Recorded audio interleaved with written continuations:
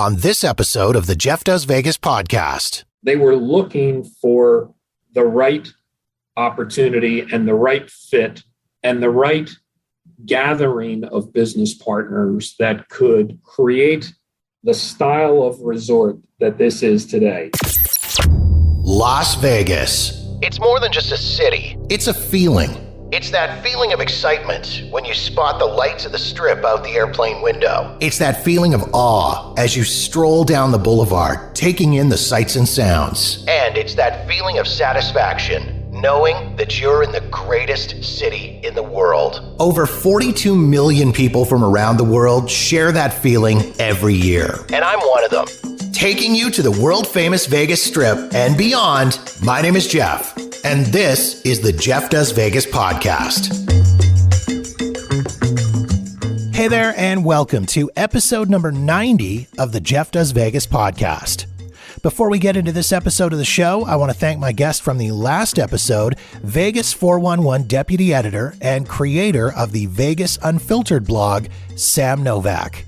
Sam and I had a great time talking about the inspiration behind Vegas Unfiltered, some of his more savage reviews, the future of the Vegas entertainment landscape, and much, much more.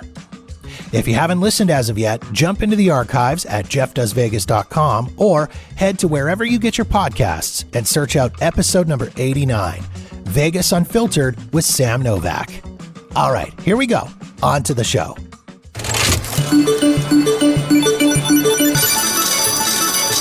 The former Hard Rock Hotel and Casino, located just off the Las Vegas Strip at the corner of Paradise Road and Harmon Avenue, opened in March of 1995 and operated for almost 25 years. After being purchased for $500 million back in 2018 by Sir Richard Branson's Virgin Hotels and a group of investment companies, the property closed on February 3, 2020 in preparation for a massive rebrand and renovation. Just over a year later, in March 2021, Virgin Hotels Las Vegas officially opened and became the brand's first venture into the Las Vegas market. The opening also marked the first tribal casino presence in the city as Mohegan Sun Gaming and Entertainment took over operations of the resort's new 60,000 square foot casino.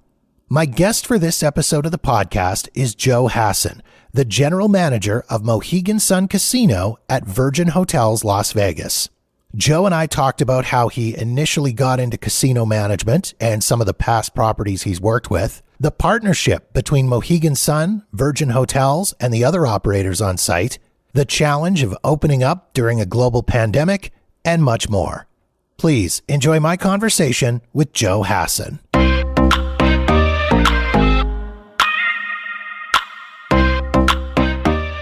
I'm a native of Atlantic City, New Jersey. I was born and raised there. I went to high school in Atlantic City. Ultimately went off to college and earned a degree in accounting. And I practiced as a certified public accountant in the Philadelphia area. But my hometown, and as I would describe it, there was sand in my shoes.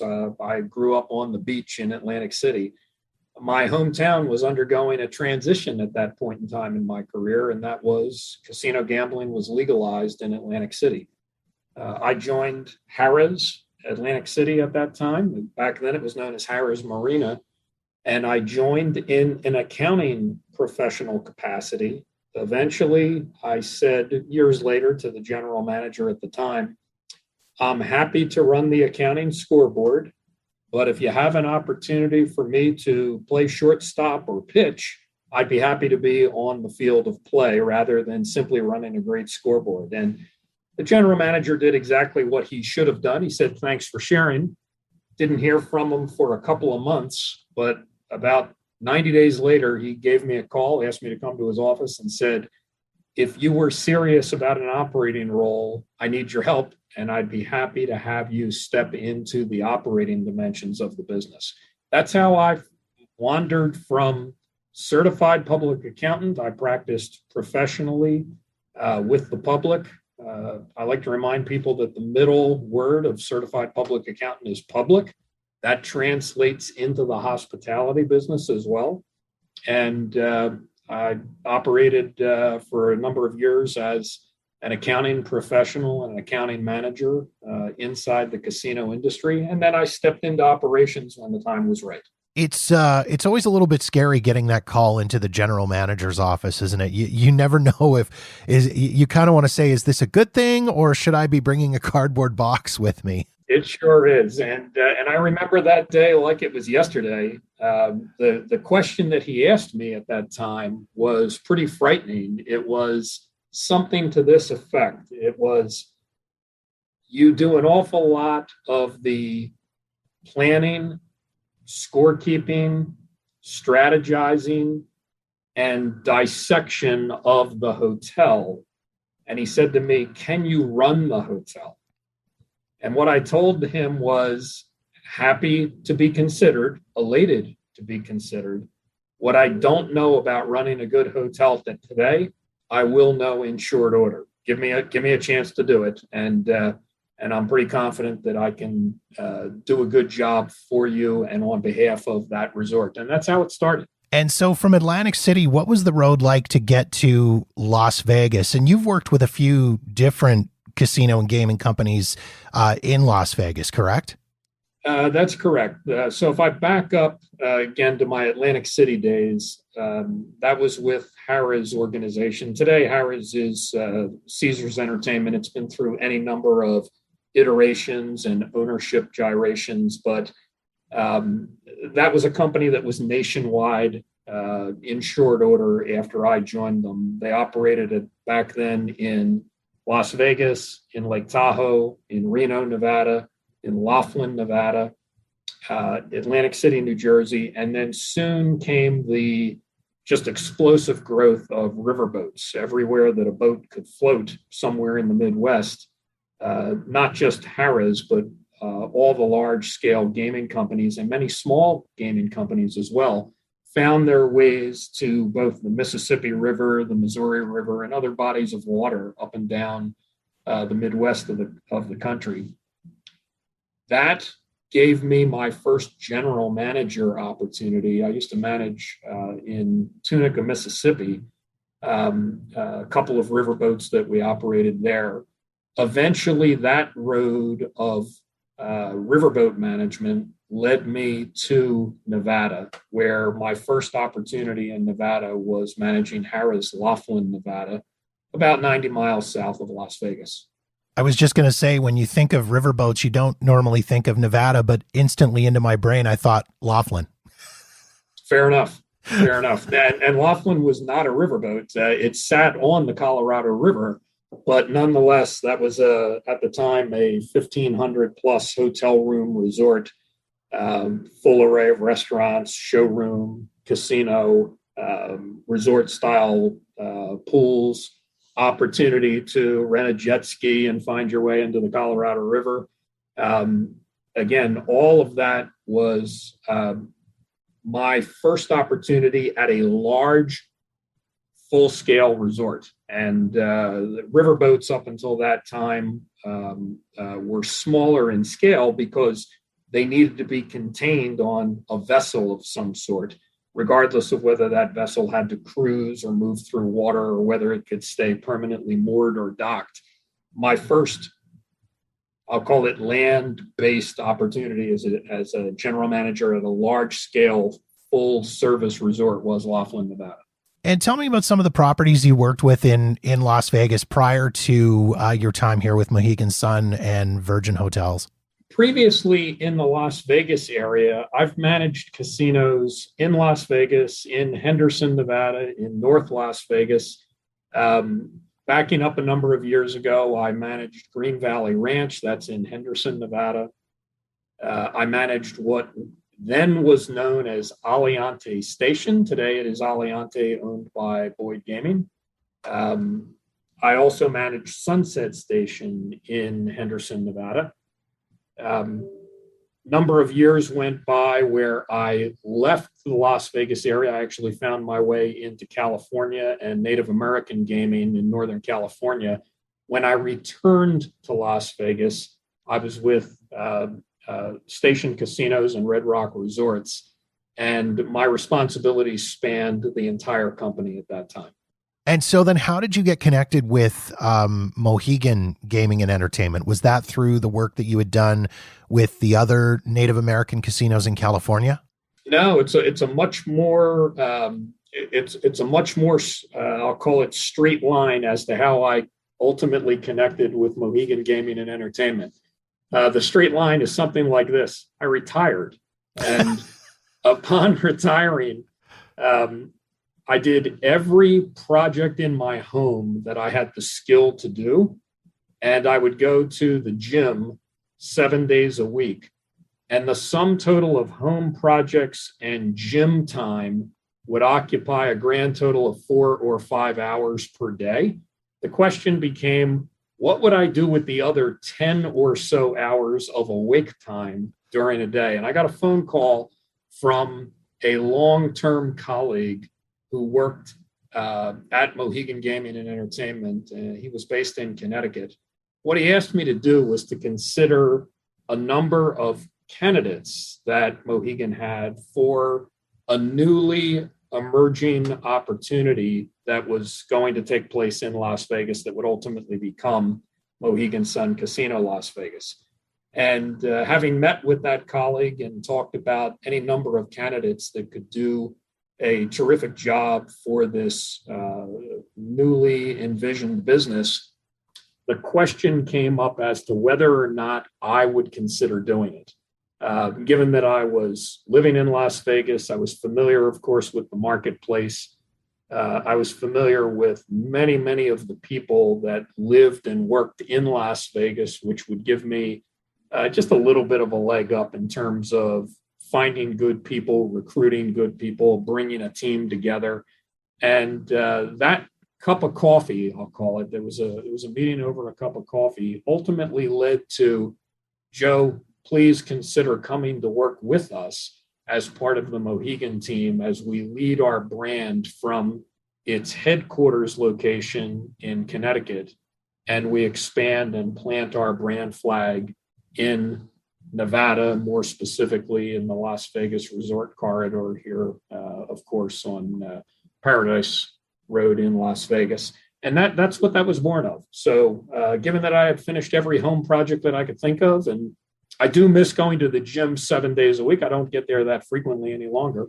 But I came to work for Mohegan in an effort to sincerely carry their brand, their culture, their style, and the opportunity that was ahead of them to this resort. I want to talk a little bit about the brand itself of Mohegan Gaming and Entertainment. It may not be a brand that Vegas visitors, particularly international visitors like myself who haven't been able to visit the city for the last 18 plus months, may be familiar with.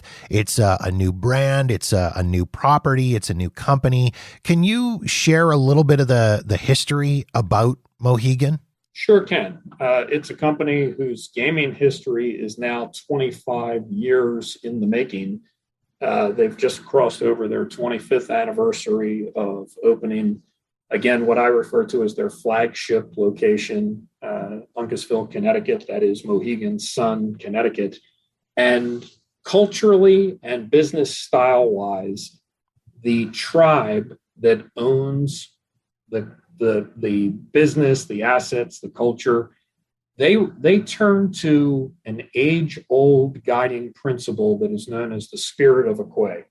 And the spirit of Aquay is easy for someone who is a veteran of the hospitality business. It doesn't need to be casino hospitality. It can be the elements of hospitality that include lodging, dining, entertaining. It is a perfect fit.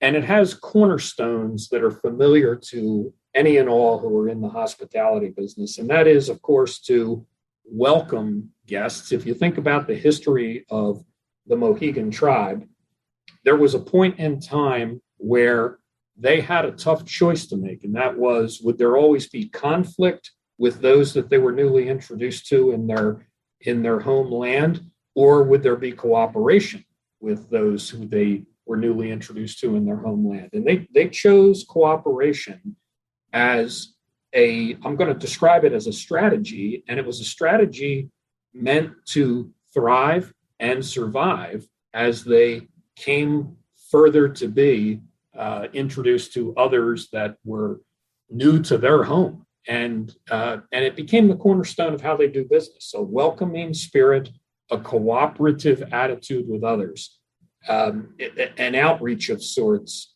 that starts with that mutual benefit of cooperation and participation. So that guides them even today, hundreds of years later, in their commercial pursuits, and it has served them well as a cornerstone of their business. And so why was Virgin Hotels Las Vegas the right place then for Mohegan to make their entry into the Las Vegas market? I mean, it's this really interesting time in Las Vegas right now with a lot of flux and a lot of change and reinvestment and different companies coming into different properties. Why was Virgin Hotels Las Vegas the right place for this? Long ago, and I'm describing this from several years ago, Mohegan and the principals that ultimately would become the owners and operators of Virgin Hotels, and I'm referring to JC Hospitality, which is the landowner and to some degree the operator of the lodging side of the business. They were familiar with one another from having explored a number of opportunities, and those opportunities, some of which were Las Vegas based. They were looking for the right opportunity and the right fit and the right gathering of business partners that could create the style of resort that this is today. This is a resort that includes a name brand primarily from the East Coast called Mohegan Sun Casino, and Virgin Hotels, which was certainly a recognizable brand name and new to the Las Vegas market. Add to that AEG Presents for entertainment, operating the showroom here. Add to that a number of both tried and true as well as independent restaurateurs that could bring their style of food and beverage to this resort. And when you put it all together, those principals said, we're going to have an integrated resort, unlike what is otherwise familiar in Las Vegas. It's something different, it's something unique, and it is a great assembly of those business partners all under one roof, acting seamlessly to take great care of guests. That's how that all came together. And you mentioned with all of these different operators on site, as you say yourselves, and Mohegan and JC Hospitality and AEG and all the various restaurants all coming together under the Virgin brand, the umbrella, there's got to be some challenges associated with that. What are some of the biggest challenges as a part of that operation? When I think about where are the challenges, where are the opportunities, just like any newly crafted business, even if it is all owned by a single owner, communication, cooperation, and the ability to interact with one another is really ultimately the key elements that define success versus we're not there yet. The nice thing here about this resort is that so many of the people, and when I say the people, I mean the people at the front line, the people doing frontline duties, whether it be dealers, cocktail servers, slot professionals, whether it be mechanics, whether it be engineers, whether it be hotel staff, front desk, front services, housekeeping. Many, many, many, many of those great team members are veterans of this resort. They are simply veterans of what it was in a prior life. Remember, we've operated at this street corner now for 25 years. It's coincidental that Mohegan is a 25-year-old company. This particular street corner, the intersection of Paradise and Harmon, has been here for 25 years now. So many of my team members, the people that I work with so closely every day, are veterans of this particular resort location. In fact, when I measure What do I mean by veterans? The average team member that works on the Mohegan Sun Casino Las Vegas team, again, cocktail servers, bartenders, slot technicians, dealers, the average person has 13 plus years of experience at this location. That makes for cooperation. It makes for familiarity. It lends to choreography. They know their colleagues as well in the hotel.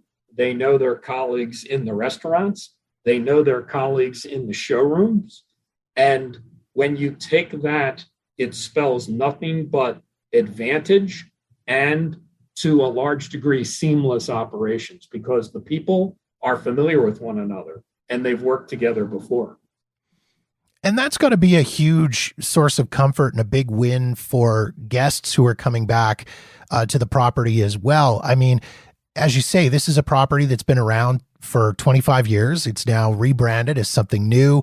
It's got to be very comforting for those repeat visitors who are coming back and seeing many of the same faces in the property, when there could have been a real risk for a lot of issues, people coming back and seeing a totally different group of people. Certainly, as guests return, and the database of guest history here is very rich and very deep and long-lived.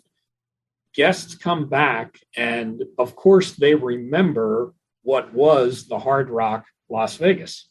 And they remember the good times, but at the same time, they feel the familiarity of the people. The overall footprint of the resort is substantially the same. It's been reimagined, reinvented, and refreshed on the inside. Names of restaurants and bars may be different, but there is still great respect for the past. Nobu has been here for as long as I can remember. When I was a guest in the resort's former life, Nobu continues to operate here today. We have some other great names in terms of restaurants. Olives, Todd English's Olives, that operated on the Las Vegas Strip for so many years, is here today. One Steakhouse was formerly MB Steaks. The name has changed. The people are the same. The owners are the same. So there is fabulous familiarity when a guest walks into this business for the first time, but they recall their last time. And again, the concept of a completely refreshed hotel, completely refreshed restaurants, a casino that has been, I like to describe it as both something old and something new. Of course, we have all the new themes that come with any of the slot machines that are the best and the brightest today. But of course, we held on to the greatest games that any casino has ever known in the Las Vegas marketplace, those that have been around literally for decades, because those machines are the ones that guests long for and are attracted to. We have that wonderful blend of both. So again, a completely refreshed resort that has the common thread of familiarity for those who have been here before. I want to talk just a little bit about COVID-19 and the pandemic. Not a ton, because I know, much like you, I'm sick and tired of it, as is everybody else in the world, I'm sure. But more so about the challenges of trying to plan for an opening during COVID-19. I mean, the plans got in motion for the changeover to Virgin Hotels Las Vegas prior to everything going completely sideways. But what were some of the big challenges you guys faced once things were in motion, things were moving, and you were facing closures and restrictions and everything like that? What were some of those big challenges? Well, certainly it was different, and certainly it was challenging. And if you think about the timeline at which this resort opened its doors yet again, we opened on March 25 of 2021. That was still during a time frame in Clark County, Nevada, in Las Vegas, and Nevada-wide, for that matter, statewide, where there were restrictions in terms of how many guests could enter an enclosed facility. inclusive of facilities like wonderful casino resorts here in Las Vegas. So we were constrained capacity-wise by those appropriate for the time restrictions. Guests also needed to be masked, and social distancing precautions needed to be enforced. The challenge of all that began long before we opened the doors to the guests. Our staff, as they prepped, prepared, and built the reimagined, reinvented resort, had to adhere to those same restrictions. Limits on the number of people that could be in any particular part of the resort, masks in place, social distancing restrictions respected and adhered to. So it added all the complexity of how do you build it, refresh it, and reinvent it? And then how do you plan to open and operate it while those kinds of challenges and logistical question marks are in place? When it all came together at the end of the day, we had a bit of an advantage in that we could watch the best practices of other casino resorts in Las Vegas before we opened our doors. So we had that opportunity to watch, to learn, to examine practices, and to extract best available practices and incorporate them into our business. When we opened, for example, every slot machine that was arrayed in any linear fashion was separated by plexiglass or an equivalent product from an adjacent slot machine. We took that across the entire casino floor. Table games, we did it on dice tables. We were not obligated safety-wise to do it on other tables because we had restricted the number of seats at, for example, a blackjack table or a roulette table.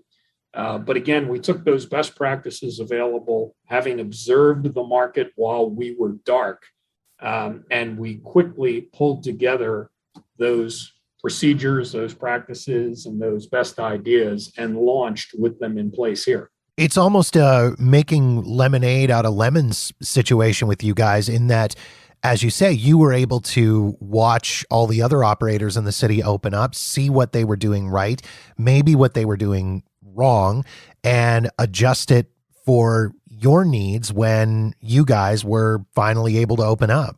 Well, I agree that everyone had their own struggles, but there was the commonality of purpose, which was the lifeblood of Las Vegas is the commerce of resorts, hotels, restaurants, casinos, and the opportunity to safely open them back up after a period of darkness was taken advantage of appropriately by all of those veteran operators. And we counted ourselves amongst the same. We had the know-how, the capability, the wherewithal, the resources with which to act, and we had the added advantage of, while dark, watching those other resorts and casino hotels. So I guess the next question that I want to ask then is, there are casinos and gaming establishments everywhere all over Las Vegas, whether it's downtown, on the strip, off strip, elsewhere. What is it that sets Mohegan Sun Casino apart from all of those other gaming facilities? I mentioned in our explanations and descriptions earlier that this is an integrated resort of some pretty powerful operators. When you consider that Mohegan was bringing its brand and its powerful database, its legacy guests, those who are from, whether it be the East Coast in Connecticut or Pennsylvania or New Jersey, whether it be our colleagues who operate another Native American casino in the state of Washington, the richness of the databases of those businesses are such that we have terrific outreach to all of those legacy guests. In addition, we had the legacy guest database that was formerly the Hard Rock. And those guests that found this was the right place for them over the previous 20 plus years. So When I think today, what is it about this particular resort that is attractive? What is it that makes it a destination desired and targeted by guests? What is it that makes it magnetic or different? It is the sum total of those brands. Virgin Hotels and their unique approach to comfortable, appealing, attractive, and desired hotel lodging. When I think about restaurateurs like Nobu, like the Morton Brothers at One Steakhouse, formerly MB Steaks, when I think about Todd English and Olives, when I think about Night and Market, terrific Thai cuisine, when I think about those kinds of elements, Money Baby, sports book style, pub, nightlife, and the uniqueness that that brings to the resort. Add to that AEG Presents for entertainment and what I'll describe as the iconic showroom, formerly known as the Joint. Today it is known as the Theater at Virgin Hotels. Add that all together, and this is a very powerful combination of brands integrated in a way that makes it attractive to those seeking an experience that either harkens back to the past, or if someone is visiting for the first time, there is something for everyone. That is what makes this resort as unique as it is. I also like to remind guests that from Mohegan's perspective, we know as a company that for guests who are East Coast centric, we know they find their way to Las Vegas. Up until now, there was no Mohegan brand for them to call their own when they found their way to Las Vegas. Now their rewards earned, whether it be again in Connecticut or Pennsylvania or New Jersey or elsewhere in the Mohegan brand, their rewards are transferable and transportable here to Las Vegas, and vice versa. When they earn here, they can transfer that earned value back to their more local casinos on the East Coast. All of that creates a powerful marketing message, all under the umbrella of what is Mohegan's loyalty campaign known as Momentum. A very powerful tool in terms of guest loyalty and guest satisfaction. So then I guess the next question is, what's in the future for Mohegan Sun Casino? Do you have big plans for expansions or additions for the facility? We have a couple of things coming, and we're right on the cusp of them. We've been open now for about 6 months. We illuminated our sports book on day one. The lights were on, the video displays were on, but we weren't capable of taking a live bet at the sports book. We're partnering with a company called Betfred. Betfred is pursuing licensing in the state of Nevada. We're hoping that they're very close to bringing that to fruition. And when they do, we'll turn on live sports betting inside the casino. Above and beyond that, we've also added on the top floor of the Ruby Tower of Virgin Hotels a private salon where we can deal blackjack, baccarat, as well as craps and roulette. And we are now ready to turn that on as well. So we continue to roll out attractive amenities and niceties inside the resort that are keeping it fresh and forward-looking as part of this reinvention of the street corner known as Paradise and Harmon. I have this sneaky suspicion that with my gambling history, I'm never going to see the inside of that private salon. Well, we could probably give you a tour of it. We would not be able to take your action under the current gaming regulations in Nevada. You would have to bring a pretty substantial bankroll in order to bet in that room, but I'd be happy to show it to you. Well, Joe, thank you for taking the time to jump on and chat with me here today. I really do appreciate it and look forward to checking out Mohegan Sun Casino and Virgin Hotels Las Vegas on my next trip to Vegas. It's my pleasure. It's good to talk to you today.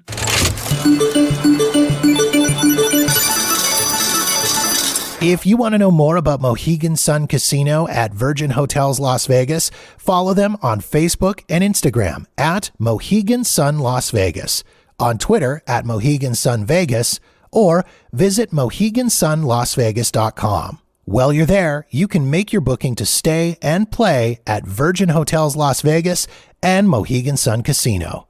Of course, you can also find all these links in the show notes at JeffDoesVegas.com.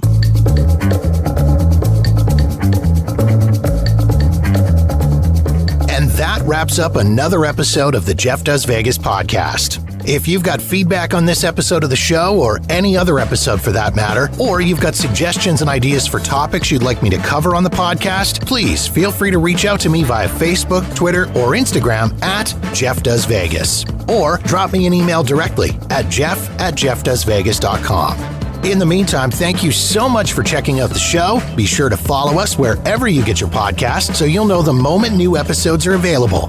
And don't forget to visit jeffdoesvegas.com for past episodes and show notes.